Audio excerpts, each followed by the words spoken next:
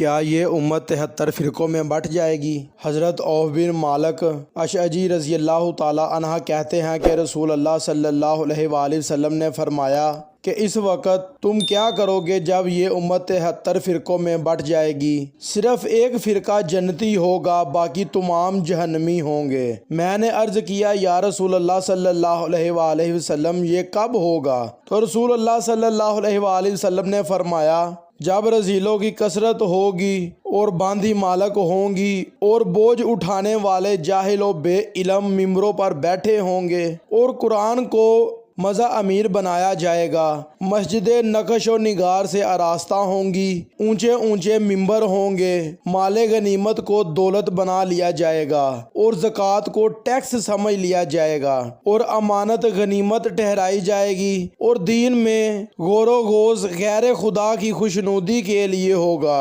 اس کے دوست کمینے و ذلیل ہوں گے۔ اس امت کے بعد والے لوگ اپنے پہلوں پر لعنت کریں گے۔ قبیلے کا سردار ان کا فاسق ہوگا، قوم کا مدبر ان کا ذلیل شخص ہوگا۔ آدمی کی عزت اس کے شر سے بچنے کے لیے کی جائے گی۔ جس دن یہ باتیں ہوں گی اس وقت یہ امت 73 فرقوں میں بٹ جائے گی اور لوگ شام کی طرف بے چینی سے بھاگیں گے۔ میں نے عرض کیا کیا شام فتح ہو جائے گا؟ تو رسول اللہ صلی اللہ علیہ وآلہ وسلم نے فرمایا شام تو ان قریب فتح ہو جائے گا، اس کے بعد کے فتنوں کا ظہور واقعہ ہوگا۔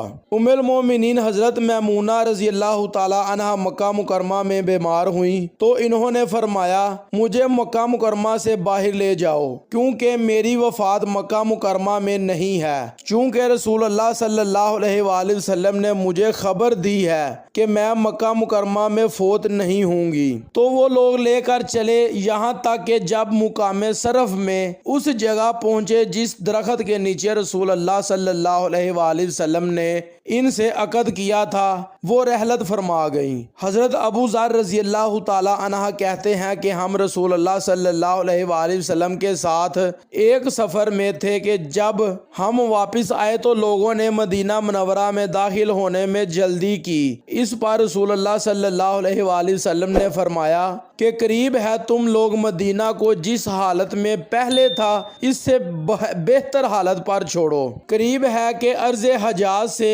ایک آگ نکلے گی جس سے بصرہ کے اونٹوں کی گردنیں روشن ہو جائیں گی۔ ماہ محرم کے مہینے میں نخا کا وفد آیا، اس کے امیر زرہ بن عمرو تھے۔ زرہ نے عرض کیا یا رسول اللہ صلی اللہ علیہ وآلہ وسلم میں نے راستے میں ایک خواب دیکھا ہے جس نے مجھے ڈرا دیا۔ میں نے دیکھا ہے کہ میرے پیچھے میری بیوی سے بکری کا بچہ پیدا ہوا ہے، سرخی مائل کا رنگ ہے، اور میں نے دیکھا ہے کہ زمین سے ایک آگ نکلی ہے جو میرے اور میرے بیٹے کے درمیان حائل ہو گئی۔ میں نے دیکھا ہے کہ نعمان بن منظر کے جسم پر 2 شاخ 2 بازو بند اور 2 مندریں ہیں، اور میں نے ایک بوڑھی سیاہ و سفید بالوں والی عورت کو دیکھا جو زمین سے نکلی ہے۔ رسول اللہ صلی اللہ علیہ وآلہ وسلم نے فرمایا کیا تم نے اپنی باندھی کو حاملہ چھوڑا ہے؟ تو انہوں نے کہا ہاں۔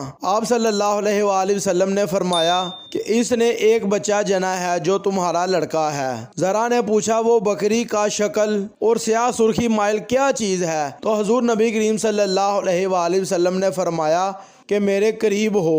تو وہ قریب ہوا تو نبی کریم صلی اللہ علیہ وآلہ وسلم نے پوچھا کیا تمہارے جسم میں برس کا داغ ہے جسے تم چھپاتے ہو؟ انہوں نے کہا ہاں، قسم ہے اس ذات کی جس نے آپ کو حق کے ساتھ مبعوث فرمایا، آپ صلی اللہ علیہ وآلہ وسلم سے پہلے کسی مخلوق کو اس کا علم نہیں ہے۔ رسول اللہ صلی اللہ علیہ وآلہ وسلم نے فرمایا کہ وہ رنگ وہی ہے، وہ آگ جو تم نے دیکھی ہے وہ فتنہ ہے جو میرے بعد رونما ہوگا۔ زرارہ رضی اللہ تعالی عنہ نے پوچھا وہ فتنہ کیا ہے؟ تو رسول اللہ صلی اللہ علیہ وآلہ وسلم نے فرمایا لوگ اپنے امام کو قتل کریں گے اور خون ریزی کریں گے، یہاں تک مسلمان کا خون پانی پینے جینے سے زیادہ شری ہو جائے گا۔ اب اگر تم فوت ہو گئے تو وہ فتنہ تمہارے بیٹے کو پائے گا، اور اگر تم زندہ رہے تو وہ تمہیں پہنچے گا۔ حضرت زرارہ رضی اللہ تعالی عنہ نے عرض کیا کہ آپ صلی اللہ علیہ وآلہ وسلم اللہ سے دعا کیجئے کہ وہ فتنہ مجھے نہ پائے، تو حضور صلی اللہ علیہ وآلہ وسلم نے ان کے حق میں دعا فرمائی۔ یہ تھی ہماری آج کی ویڈیو، اچھی لگے لائک اور کمنٹ ضرور کریں اور چینل کو سبسکرائب کرنا مت بھولیں۔